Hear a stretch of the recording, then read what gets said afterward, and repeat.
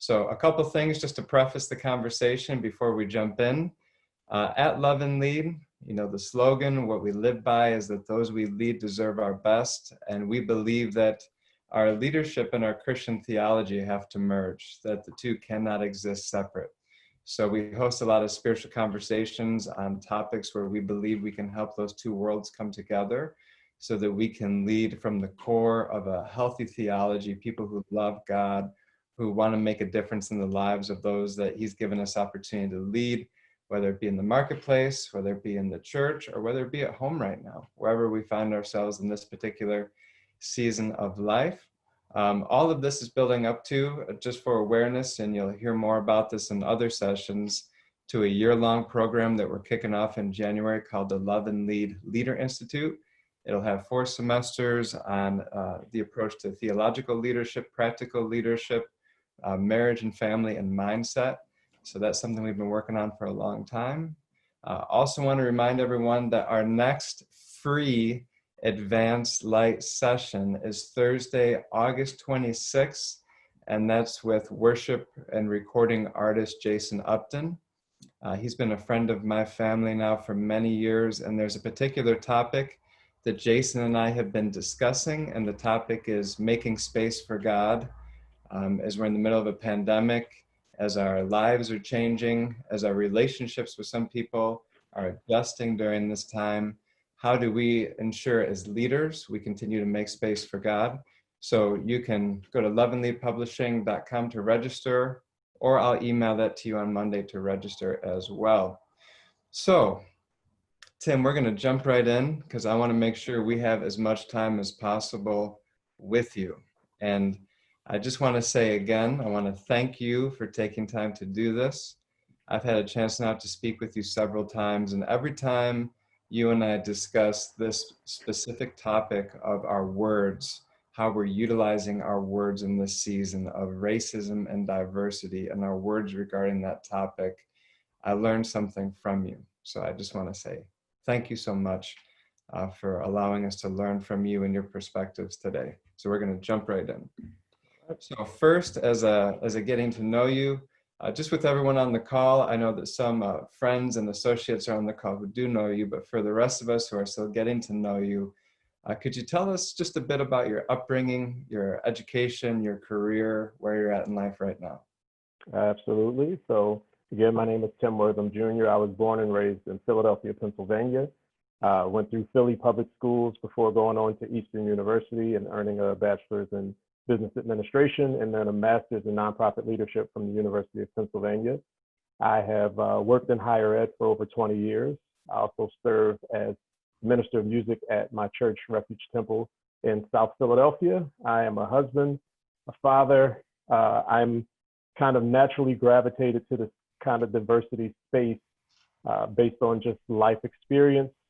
I consider myself to have been very fortunate to have gone to a rather diverse elementary school. And even before that, the daycare center that my sister and I went to was very, very diverse. And so I grew up at a very early age being in spaces with people who didn't look like me, who didn't speak like me, who didn't share my life experiences. And so I think that it's really prepared me for the real world, as we tell our kids, and for life in a diverse world. And it allows me to have these conversations that might be a little less comfortable for some others. And thank you for that. And I want to talk a bit about the moment that the media and the moment we began to see what happened with George Floyd. Mm-hmm. For me, it was one of those moments. We all have moments where we've seen things in the news that were so shocking, we can almost remember where we were standing or sitting when we saw them. And I can remember being in my kitchen and just looking through my news feed and watching that video and feeling so shocked that it didn't even feel real. And that was my perspective. And immediately, just to be honest, I wanted to reach out to Black friends and individuals, and I wanted to talk with them about them. I wanted to learn, but I didn't really know how to go about doing that. It was something that I was struggling with. And I feel like this is an opportunity for us to hear from you and learn from your perspective on this. So, I want to ask you, as a leader as a husband, as a dad. Tell us about how you processed what happened, and when you first saw that moment, that video, and how you processed what happened with George Floyd. So initially, I would say I processed it very poorly because at first I avoided it as best I could. It took a while for me to actually watch the footage because hearing the story was enough for me to say not again, and feeling, that I don't need to see this movie again. I've seen it time and time again. I know how it ends. I know what it looks like. But ultimately, I did watch the footage, and being still pretty new at my current job, it was easy for me to say, you know what, I'm going to focus on the job. I'm here. I'm still trying to prove myself. I'm still trying to kind of find my way in this new institution. And so I kind of suppressed the emotional response to what I had seen. And I just kind of buried my head in the sand, for lack of a better phrase, and just kind of focused on the work and focused on my other responsibilities in life until I began to notice that the impact was manifesting itself in ways that were just unacceptable. I'd become impatient. I'd become short-tempered. I had just become out of sorts and not myself and not a person that I was happy with. And so I sat down one day on my sofa and I just gave myself permission to feel. I gave myself an opportunity to just let the fear, the anger, the frustration, the sadness to literally just wash over me. And I processed those emotions very intentionally. And then when I was able to do that, I felt like the next logical step for me, as you said, as a husband, as a father, was to sit my family down and have a conversation. And so that was my way of kind of just getting through it. And you and I have talked about this. So for some of us on the call, if this seems a little awkward or uncomfortable, I want you to know Tim and I have talked about this at great length already. But Tim, as a father, sitting with your children, I think of myself as a white man processing this, almost wanting to call my Black friends to understand how they're experiencing it, so I can grab onto it in a deeper way. But when you and I first talked, and you explained the moments of sitting with your children and explaining this to them, I just felt enthralled by that conversation of what that must have been like for you as a Black man, raising your children, understanding that in the world that they're growing up in, these kinds of things still happen. So I wonder if you could just take a minute or two and explain to us what that engagement was like between you and your kids, having this conversation, trying to explain what just happened with George Floyd. Well, I think the two emotions, I'll start there, the two emotions that were most prevalent for me were sadness and anger. I was sad because during that conversation, I became aware of just how aware my children were, and just how much they knew, and just how much they comprehended, and how well they could articulate to me what they were seeing and what they were hearing. And then I became angry because they shouldn't be that aware. They shouldn't have to know this evil. They shouldn't have to be able to so easily and readily comprehend this level of hate and to see it. I found out that my son had actually seen the video, and it bothered me. I've listened to my 10-year-old sit and talk to me about racism and about injustice and about inequality, and I'm thinking, I wasn't even thinking about this stuff at 10 years old. I'm still like watching cartoons and pretending to be superheroes. Like this is so disheartening to me. And I admit that for a moment I became angry at the fact that as a Black person, I have to have this conversation, and I have to have conversations like this. And it became very frustrating. Thank you for sharing that. Now, the next two questions we're going to talk about, again, you and I have discussed at length. And one of the concerns that I've had is, as I've been watching, some really well-known evangelical, whether it be ministers or leaders or people in the business sector, wanting to say something and then they say something, or the situation that happened with Drew Brees, wanted to say something, says something, and multiple times we saw within 24 hours, these very famous, well-known people were going back on their accounts and saying, I'm so sorry for what I said.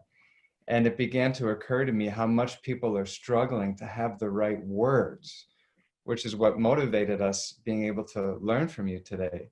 So the next two questions I want to ask you is what have been some of the positive and what have been some of the negative activity that you've seen?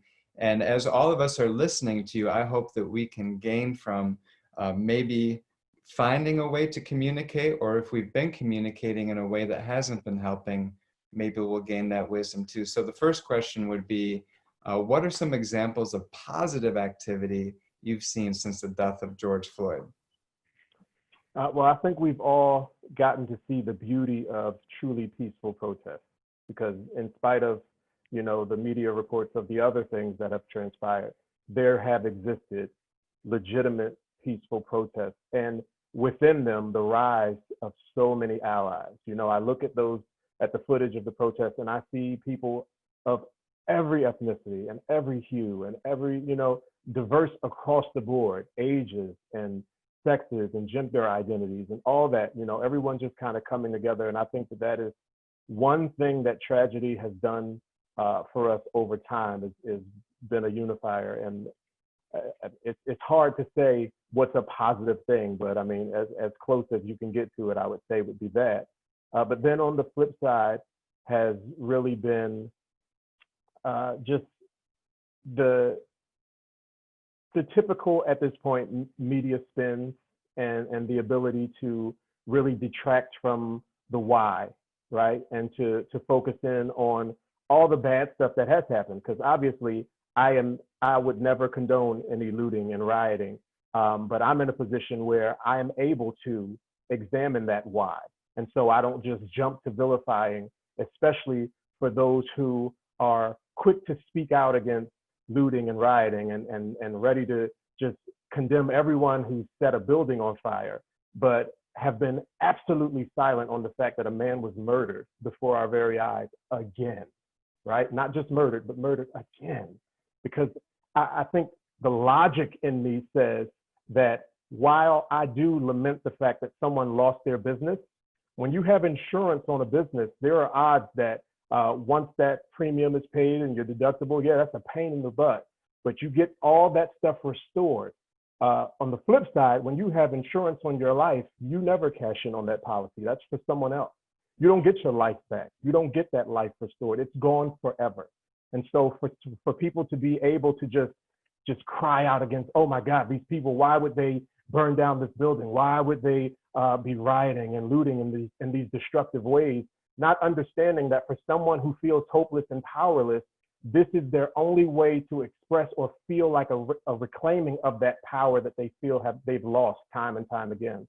And so obviously for those who don't have to go through those feelings and have never experienced that sort of trauma, I don't expect you to understand. Not understanding is not the crime here. Not caring to understand is what really breaks my heart.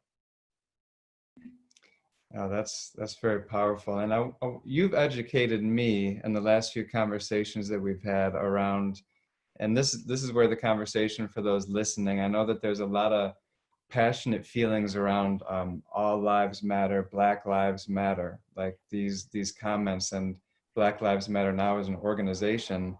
And again, one of the reasons why I was excited for us to speak with you is I think some of us don't know where to go and have conversation to gain perspective on those things. I can sit around, and I was having a conversation with some of my friends, but they were all white in that particular instance. And like, what are we even talking about? Like, how can I gain a good stretched view of what's happening right now? So I wonder, in the time that we have left, just a couple more questions we'll squeeze in here, is share with us the views that you shared with me on the All Lives Matter movement. That was very helpful. Well, I think that, nobody wants to be called a racist, right? But the truth is, racial insensitivity can be just as damaging as actually being a racist. And I feel like the phrase all lives matter is probably the single most ignorant phrase that I have heard during this time. And the reason I use the word ignorant, and I use it very intentionally, is because I do believe it is an uninformed statement, because it implies that the phrase Black Lives Matter is meant to say that only Black Lives Matter. And we know that that is not the case. That is not what we're trying to communicate. The communication is meant to be Black Lives Matter also. And so I don't think that white people look at it that way. And so they quickly become defensive because they think that it's promoting Black lives above other lives. But when it's actually trying to say Black lives should be equal with other lives. And I know we've all heard this analogy of, you know, if a house is on fire and the fire department shows up and they're putting the fire out, it doesn't make sense for the neighbor from across the street to run over and say, look, you need to spray my house too, because all houses matter. They're here to address the house that's on fire. Now, the only way your house matters also is if we are in a development where our houses are conjoined, or in other words, if we're actually united and you actually experience the fire. If you're actually in it with me to the point where you get smoke damage, or where your property is being burned as well, then maybe you have a right to ask for the firemen to pay you some attention. But that's not really the case. We're burning alone. We're burning alone. Mm. That was so helpful for me, and specifically some of the very influential white individuals I've seen do a U-turn are the ones that have in the beginning started to get behind the all lives matter statement, not really understanding what they were doing and not really understanding the intention of the slogan Black Lives Matter, even versus the organization of Black Lives Matter. You know, we had a question come in that I want to ask you, knowing that our time, you know, these are short times, but they're potent times of learning. And the question aligns with an analogy that you shared with me. And, you know, you had talked with me about the phrase being anti-racist. So it's one thing to be not racist and to say, no, of course I'm not racist. It's another thing to take the posture of I am anti-racist. I actually am pushing against racism in the way that I can. And again, knowing our time is shrinking, but the analogy that you use that I've been talking with my wife about is the one about the toddler. And I wonder if you could share with us specifically how you said, if you witness that abuse, is it enough to walk away and to choose to not do that kind of living, or is it our responsibility to intervene? So I'm not doing a good job with your analogy, but could you share that analogy and how we, right now, everyone on this call, leading in different sectors, how we can learn from that analogy and take a posture of not just being not racist, but eventually adopt a posture where I'm living an anti-racist life? Well, I think most would argue that children should be the most protected population given their level of vulnerability.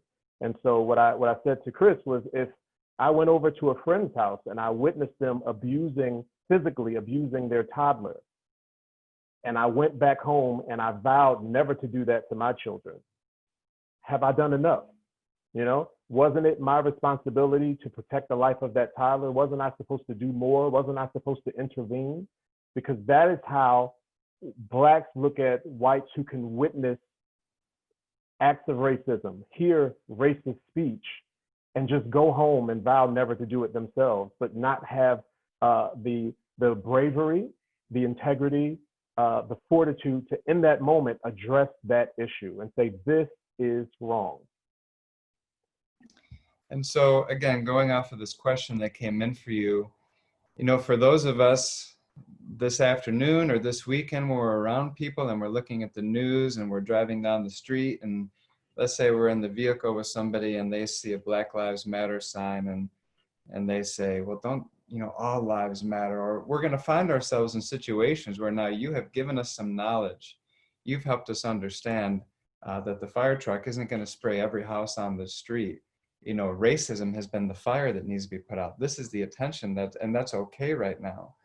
So could you give us some practical ways that we could engage a moment if we're sitting around a dinner table or out with a friend and they make a comment that is subtly racist and they might not even know it? how do we engage that in the workplace? How do we engage that in our family in a way where we choose the anti-racist posture, but in the same sense, of course, we want to preserve relationship with that individual. So again, Q&A are coming in, so this isn't stuff that you and I have necessarily discussed, but give us some wisdom of how we can engage that moment while also preserve that relationship with probably a person we love or care for. Right. Well, I wish there was an easy answer, because what I do know to be true is that racism has ended many relationships. You know, if a white woman brings home a black suitor to a racist father, she could very easily be shunned, and that just be the end of it.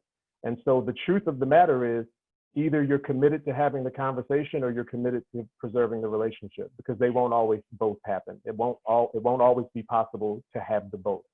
And so you have to make the decision that either justice is going to be my primary goal, or I'm not going to take the chance. Because if the risk of the relationship is paramount, then I don't know that you can be anti-racist. And I think that goes back to that powerful analogy you gave us. If we witness abuse, is it enough for me to say, you know, I'm so thankful that I'm not an abusive person? Man, Right. that was terrible. Or is it my responsibility to engage it and to lessen the possibility of the hurt being inflicted on that individual, which right now the analogy is Black people in our community and our coworkers and those that we live closely to. So Tim, you know, in these advanced light sessions, they're 30 minutes. And the objective for all of us on this call right now is that this would stir our minds, that it would give us something to think about as we're around our coworkers and our family members. Hopefully, for those of us on this call, you were able to witness some dialogue around some topics that, if you were anything like me, until I had a chance to talk with Tim and a couple of other friends, I didn't even really know who to talk with about it. And as I said at the beginning of this call, we're going to be posting this to our resource page so that you can listen back through it, you can process it. Maybe you could play this conversation with some family members or friends and use it as an opportunity to open up this dialogue.